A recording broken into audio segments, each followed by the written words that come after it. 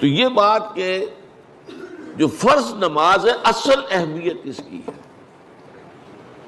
ہمارے ہاں عام طور پر مذہبی حلقوں میں اور خاص طور پر جو ذرا متصوفانہ انداز کے رنگ کے لوگ ہوتے ہیں وہ فرض کو تو بس ایسے ہی ادا کر لیتے ہیں کہ جیسے بس اس کی کوئی اہمیت نہیں ہے. بلکہ بعض لوگ وہ بھی ہیں کہ جو فرض کو ترک کر دیتے ہیں. نوافل پر سارا زور ہے، صرف رات کی نماز پر زور دیا جا رہا ہے.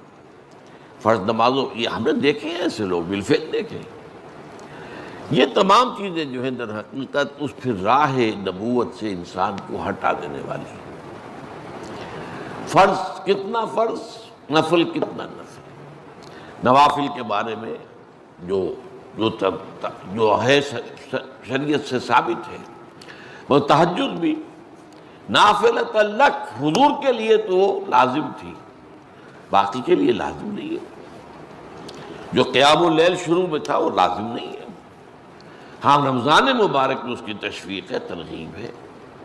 وہ خاص ایک مہینہ ہے، اس میں دن میں کھانا پینا جو ہے وہ حرام کیا گیا، تو رات کو 2/3 رات یا 1/3 کم سے کم 1/3 رات جاگو اللہ کے قرآن کے ساتھ، اللہ کی کتاب کے ساتھ. تو یہ اصل میں جو توازن ہے یہ جو ہے بہت ضروری ہے. ارأیت اذا صلیت الصلوات المکتوبات، حضور آپ نے دیکھا، غور فرمائیے کہ اگر میں جو فرض نمازیں ہیں وہ ادا کر لوں.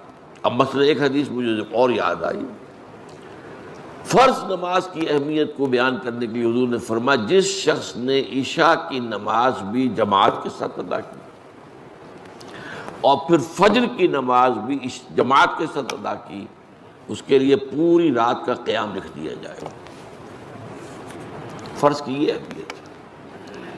تو اذا صلیت المکتوبات صلوات المکتوبات وصمت رمضان، اور میں روزہ بھی رمضان کے روزے رکھ دوں، باقی روزہ رکھنا آپ کی مرضی پر ہے، رکھیں ٹھیک ہے، لیکن وہ جو لازم نہیں ہے.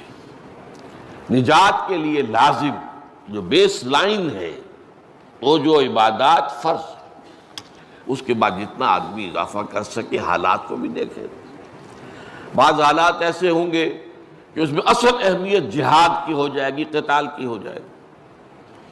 اب ایسا حال بھی ہو سکتا ہے کہ اسلامی نظام قائم ہے، اسلامی حکومت قائم ہے، نظام خلافت قائم ہے، تو اب قتال کا معاملہ جو وہ حکومت کے ذمہ ہے، حکومت انتظام کرے گی. اگر کہیں 10,000 آدمی چاہیے، 10,000 آدمی نکل آئے چل جانے کے لیے، تو باقی آرام سے گھر میں سوئیں یا نوافل پڑھیں، ساری رات کھڑے رہیں، ٹھیک ہے. یہ تقرب بالنوافل کا موقع ہوگا.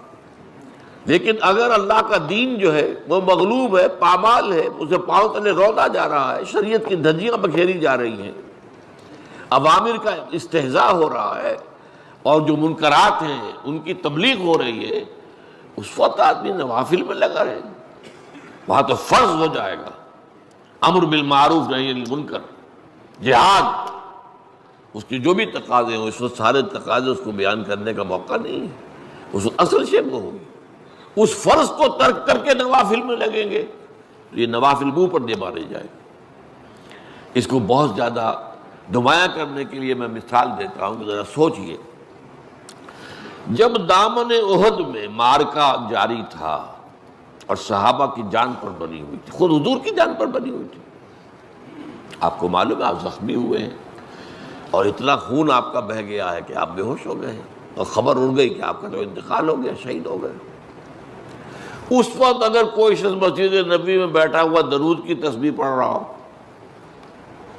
یا کوئی اور نوافل ادا کر رہا ہو، یا قرآن پڑھ رہا ہو، تو اس کے بارے میں کیا حکم آپ کا ہوگا؟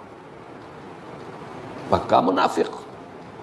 حالانکہ کام تو وہ اچھے کر رہا ہے. درود کی کتنی فضیلت آئی ہے، اور نوافل ہے، یا قرآن کا پڑھنے کا ایک ایک حرف کا 10 نیکیوں کا ثواب ہے.